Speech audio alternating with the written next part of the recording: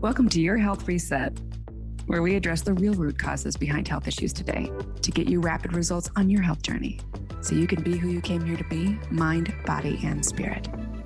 I'm your host, Sinclair Kennally, survivor of complex chronic illness, expert on resolving root causes, and co-founder of Detox Rejuvenation and Meditation RX. Let's get started.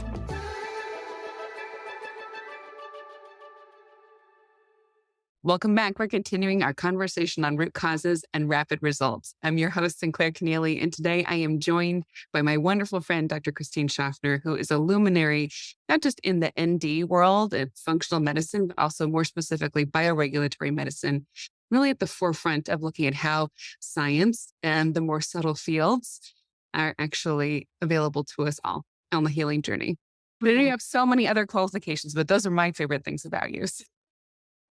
Sinclair, that's lovely. Thank you so much for the introduction. You're so welcome.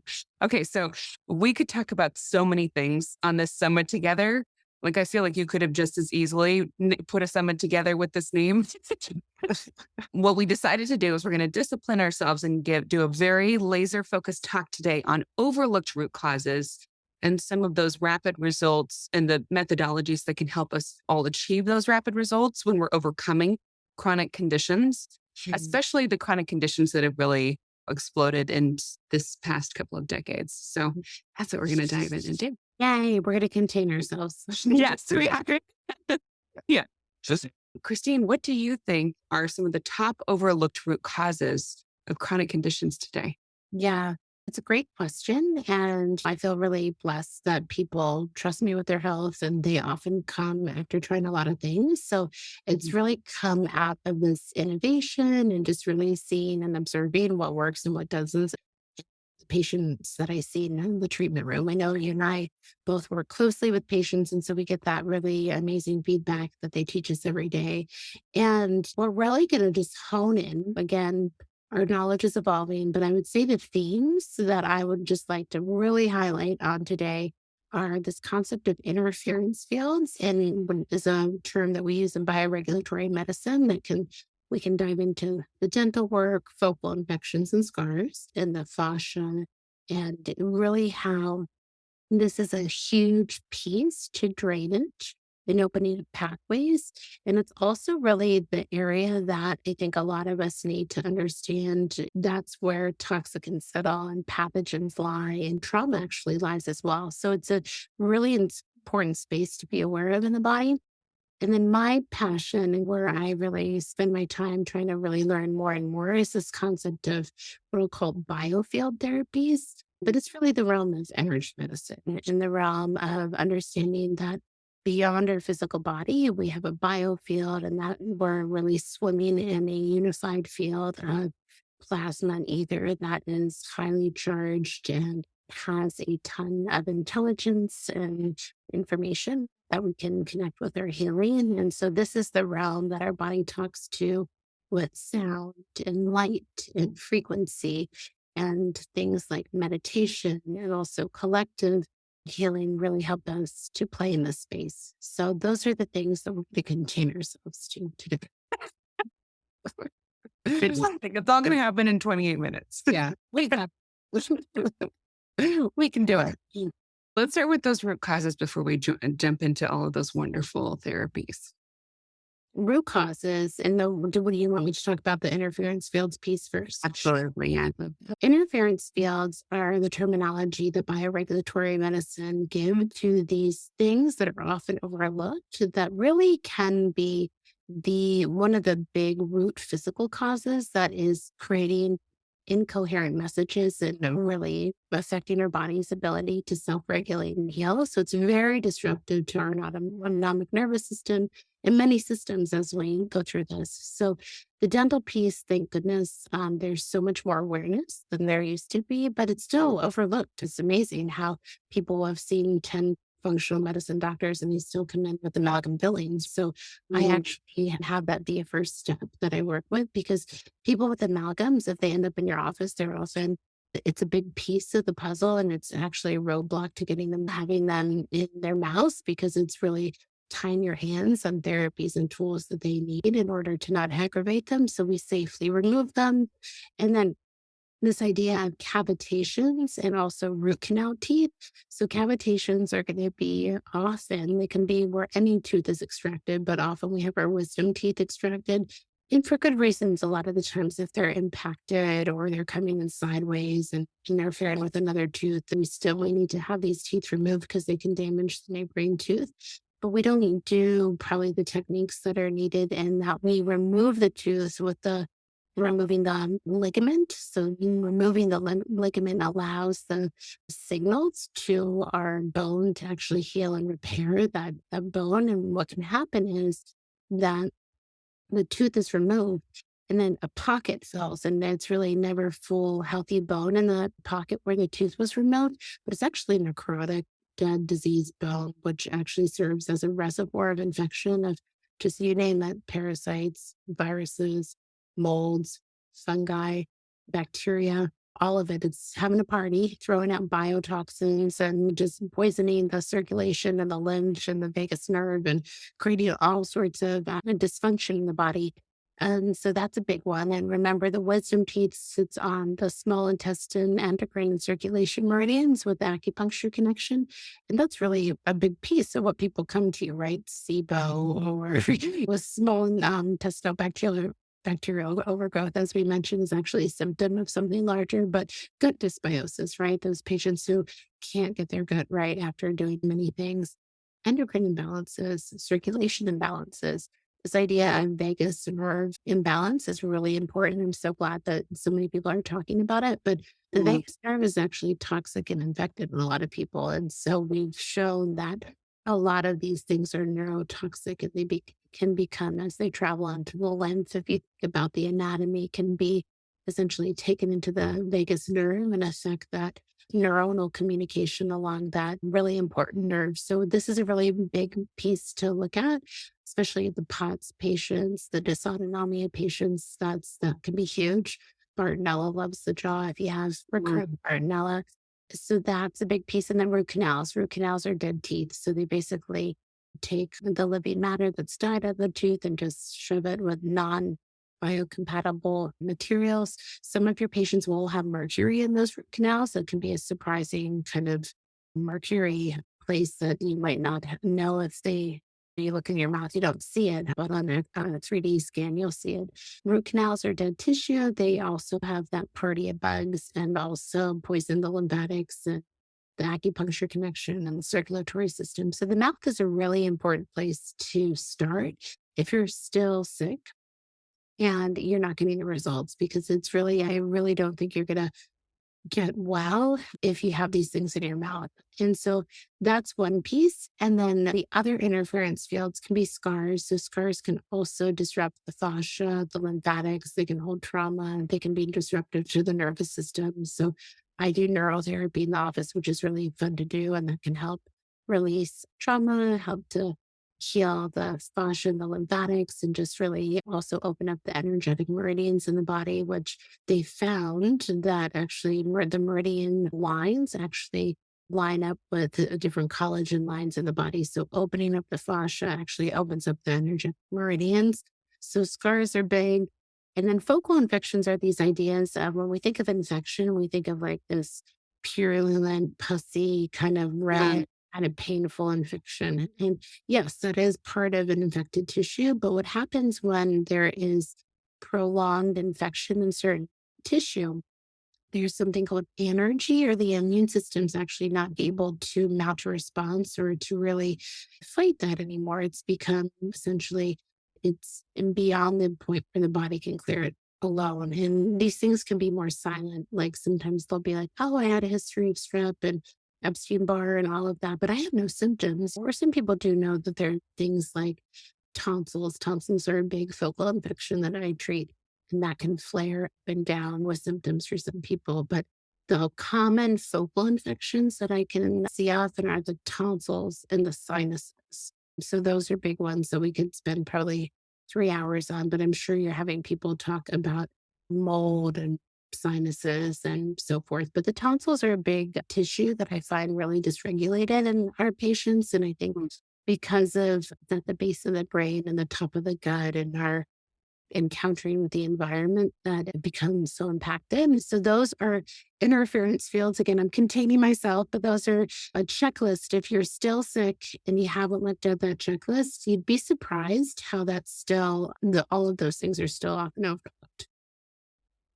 I'm so grateful for the way you laid that out and unpacked it a little bit because I think so many people are under the impression that they would know if they had an infection. I would know if I had rotting bone. I would be able to feel some kind of symptom. And the truth is, you may be feeling symptoms, but they're non-localized. The exhaustion, the brain, the digestion issues, like you do not have to feel something here to have a very serious issue that is a root cause, right? Yeah, absolutely. And this is the fun one too. My dentist didn't see it on the x-ray. So that's where any of the things that we're talking about, you want to work with a biological dentist and you want to do a 3D cone beam. And that's where often these things are revealed. However, those can be limiting too. And so that's where you need that art and science of the practice of dentistry and medicine to really identify these things.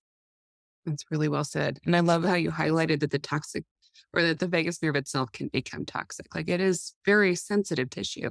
Yeah, definitely. And I think that we're big believers in why, right? Okay. We talk about all this vagus nerve dysfunction and there's bidirectional communication. And obviously people are guts are a mess and that's a piece for why the vagus nerve is imbalanced. But I think this is an often overlooked reason. And when you think about the vagus nerve, it's the 10th cranial nerve that comes out of the brainstem and then big roots of it basically cross over into the neck. So on the way to the digestive tract and on the way back into the brain, it's encountering this segment of the nerves, the branches of the nerve. It's not just one nerve. And so if you have basically a party of reservoir of neurotoxins just every day kind of poisoning this tissue over time, these things don't happen overnight, or this would be a different illness. It's the cumulative exposure over time to these things is really where we see the dysfunction. So we always have to remove the root cause for then all your wonderful vagal nerve therapies to work. So well said. Okay, so let's talk about how to do that then, because you can get a vagus nerve book. You, you can do some gargling, do those things, but that's not what we're talking about. We're talking about a much deeper approach here. So what are some of your favorite tools? Yeah, my strategy is pretty like basic, but really works. And when you think about, okay, let's have a plan to deal with the dental work as fast as possible and really work on the oral microbiome. And then a lot of where the neurotoxins lied are basically in the cervical lymph nodes of where these things hang out. And so often, especially patients who have chronic Lyme, we can feel their lymph nodes often in their neck. So a big part of my job is to essentially remove this insult in the mouth and then remove the insults and the infections in the cervical lymph nodes. So we've developed some topical strategies and there's other types of things as well to basically really work on the neck and the lymph in the neck to then really create good lymph movement and drainage in the neck.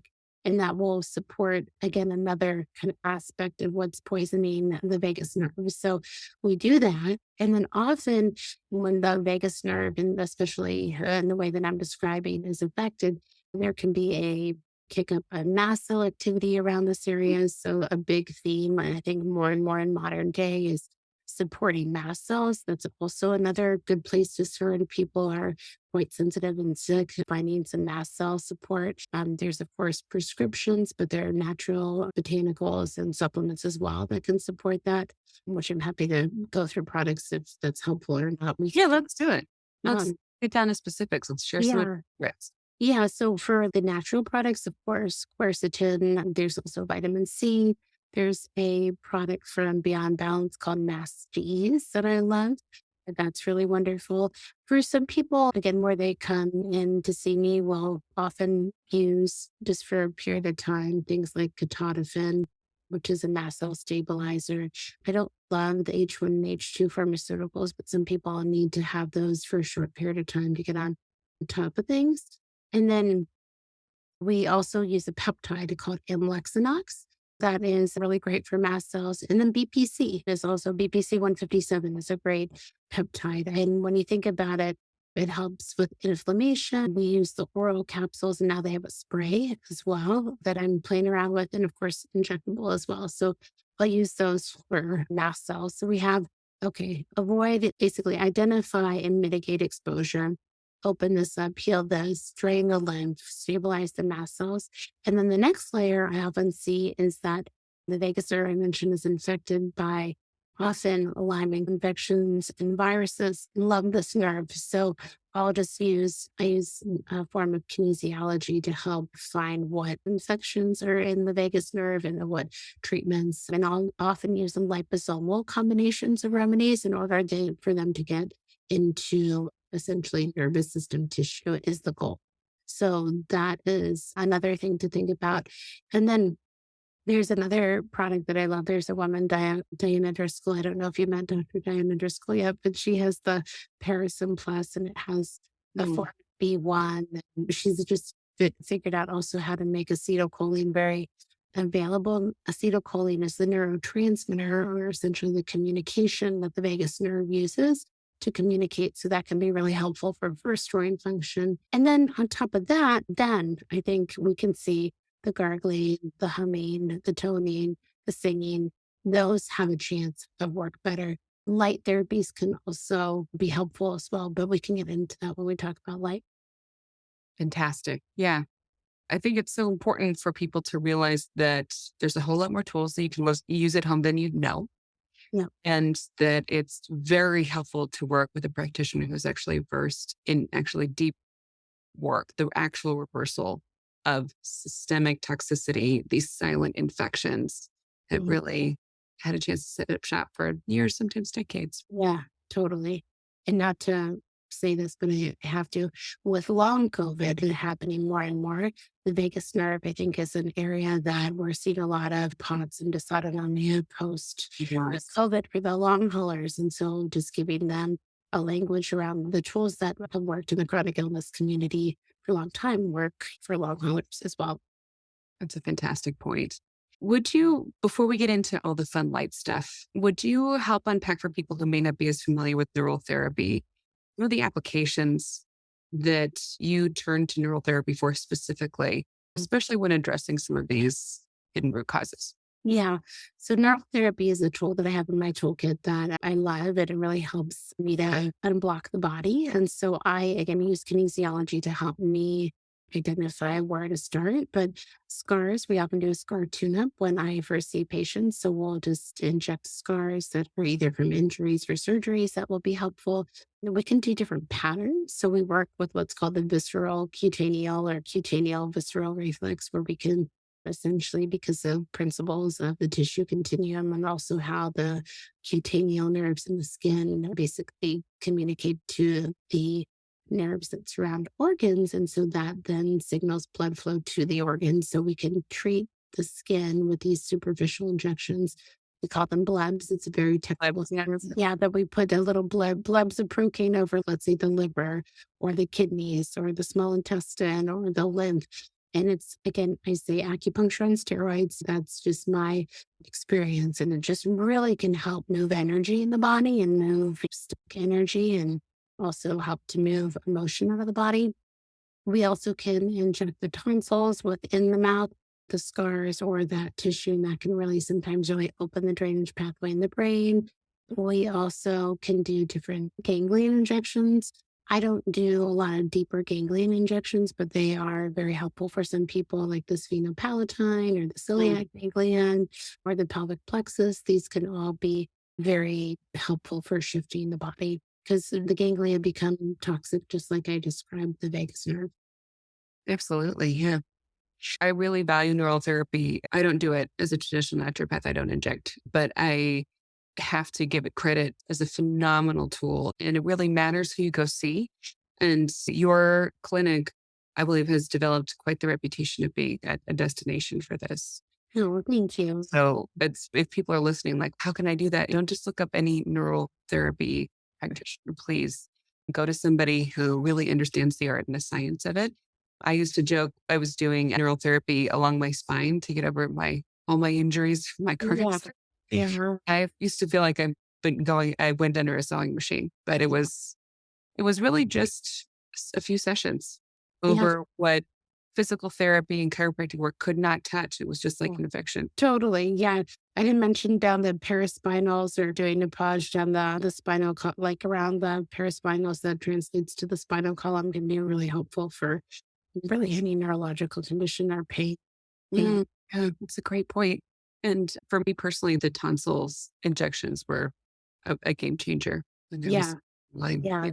The tonsils are big. The tonsils are a big area of the kids for lots of reasons. I think 9 out of 10 of my patients have a tonsil interference field.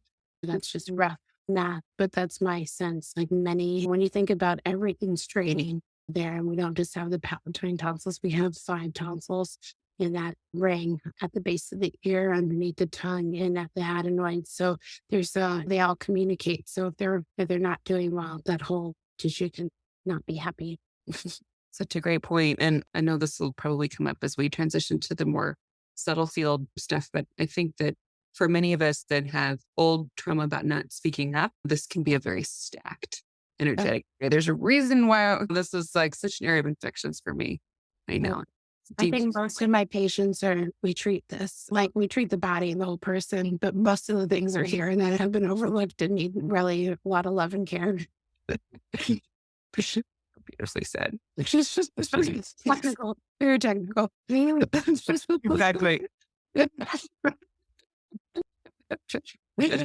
I used to look like a bullfrog. I had my neck was wider than my head. It's like somebody needs some help here. Just the subtle signals in the system.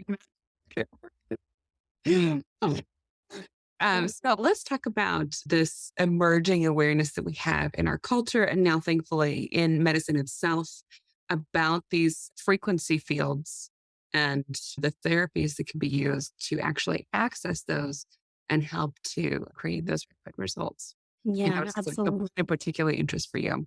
Yeah, definitely. And there's a quote that I've been just digesting more and more. Joe Dispenza said it. It's to change matter with matter takes time, but when you change the field, you change matter. And so that's, I think, our functional medicine, our natural medicine, it's matter to matter. It works. Like, well, no, it works. It just takes time.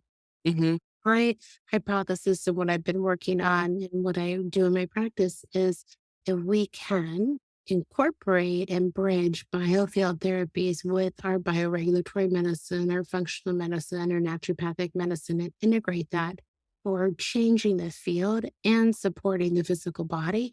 But it's almost like the root cause is in the field rather than in the body. And that's again something that I'm more and more accessing and more understanding. But physics dictates biochemistry. And again, we could talk about this for about 3 hours. But in a nutshell, that we have a biofield that surrounds us that swims in a unified field. It's bidirectional, so we emit and receive. And there is a lot of thought when there is incoherent patterns in our biofield that's about 6 feet around us. That actually is a source of stress. And it's almost that it's sending disruptive signals to our physical body that we're basically not, it's almost like encoding for not the right information. So we think like we take all the B12 or all the things in the world, but if we have this noise, this incoherent pattern on our field that has a trickle down in our effect in our physical body more than we can understand. And this usually also is the realm of trauma, emotions, ancestral trauma, spiritual issues. Like this is that realm that we, I believe, store around us. And of course, things, are in our brain and our memory and our heart. But the field, I believe, is actually the blueprint of our physiology. And this is an area, again, I'm trying to summarize a 5-hour talk around. Speaking of curiosity, if you're stuck, look at your interference fields, move your lymph, of course. And then have you tried the world of sound, light, frequency, meditation, collective healing? And even if you're a skeptic, great. There won't be as much of a placebo effect. Try these things and try them and see how they work within your body. And so my idea is that to be a better emitter and a better receiver, getting the body in a more coherent state, meaning that we can help improve the coherent communication within the body through actually topical light therapies, sound healing, frequency therapies. Also, the lymphatic work that we do actually helps that as well. I think the fascia helps to connect us to the field. And so we're working on that. And the more you work on that and play around with that and be playful, then you have more of an opening that you can receive information. And it's like the awareness that all of a sudden you don't really quite understand, but you're thinking about somebody and they call you. Or you start seeing things like, oh, I keep on thinking that I need to do this or that. And then you see 5 things that day that reinforce that thought. You know what I mean? It start accessing like that sense that we all have that I think we've forgotten about that Mm. really, I think, should so much, very much rather allow us for more rapid results. Think it's so beautiful the way that you just laid that out for people because we all have access to this and there are so many ways to actually support this field around us because it is self-organizing, right? Mm. Solutions are generative, they're from within. So what do you think are some gentle ways to start exploring this? Like you mentioned sound and light therapy. What are some of your favorite ways to do that? Yeah, absolutely. So I have a couple light devices. And again, the light is depending on what kind you use, but is coherent. Laser light is coherent light. So it's giving coherent messages to the body. We'll use intravenous light in the office, but we also have a Weber watch that we'll use, and that's actually putting laser light biophotons in the blood, and that's actually helping to support communication in the body. There's also the different red and infrared devices all the time that I think are great. So incorporating that sound, there's tuning forks that you can play around with. There's sound baths. I use the AO scan and they have this inner voice program that reads your voice and then basically finds where they're high and low tones and then gives you balancing frequencies. It's wild and how that corresponds to subconscious emotion. So it's even more wild. But listen, Mm. that has been really helpful. There's more and more even on Spotify. You can look up 432 hertz, the energy of the heart, and listen to that sound. Once you become aware of sound, there's a lot more that you realize out there. So sound, and then you can generate all of this from within. And that's, I think, where meditation and gratitude and really getting in those, what we would call heart brain coherent states, that also has a huge effect on our physiology and a fun way to be playful with it. I love that. Playful. Yeah, and that's really important. I mean, we take this so You don't want to say seriously. this in a really heavy way. No. Yeah, because it gets overwhelming and some people don't quite understand it all yet. And that's okay. Just be curious. The whole goal is to get you better faster, right? So if this has the ability to do that, be open to it. It's a lovely way to close. I can't resist. Can I ask you one more question? Of course. So, ancestral healing is a particular interest of mine. You mentioned ancestral trauma, and I think it's so interesting for us to, as we're becoming aware once more in Western culture. I think we used to know that we belonged and came from a lineage and that we are a part of a community and something larger. And then we went into like the trance of the individual, right? Me, myself, and I. Yes.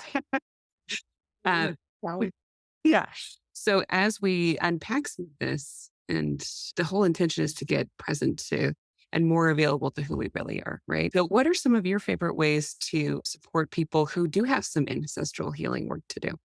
Yeah, there's many paths to this. And again, if you're stuck out there and trying everything and not moving, and this can be, even they've documented how Holocaust survivors actually have different measurable epigenetic changes in their DNA. So we know trauma from our lineage affects offspring. Like even if your mind can't go to ancestral trauma yet and what that means. And so we know this. And so my favorite tool is family constellation work. I work with a few wonderful practitioners who I refer to and are able to essentially individually help you navigate what were maybe some of the unresolved traumas within your family lineage that you might not have had an awareness of, and how to bring awareness and healing to that. So that field that's being transmitted actually can heal and start to heal. And that you can not only help to heal them that have gone before, but also have an impact on your present family and on the future offspring to come. Beautiful. Thank you so much. Yeah, love sharing your wisdom with the world. And thank you for everything that you do and for your spirit of exploration and the way you bring the subtle work to the much more biochemical, biological, solid. Yeah. Oh, thank you. I know we know so much, and the more we know, right? It's almost like it's so exciting. I just feel like we're on this precipice, really on this frontier of understanding these subtle energies more and more. And I think a lot of the answers that we need lie in that realm. That's beautifully said. What a great message of hope. Thank you, Sinclair. Thanks for listening. Go to detoxrejuvenation.com to find the links in the show notes to everything we covered in this episode. Please subscribe, review, and share with other humans who need this precious information. Let's help each other. Until next time, love, Sinclair.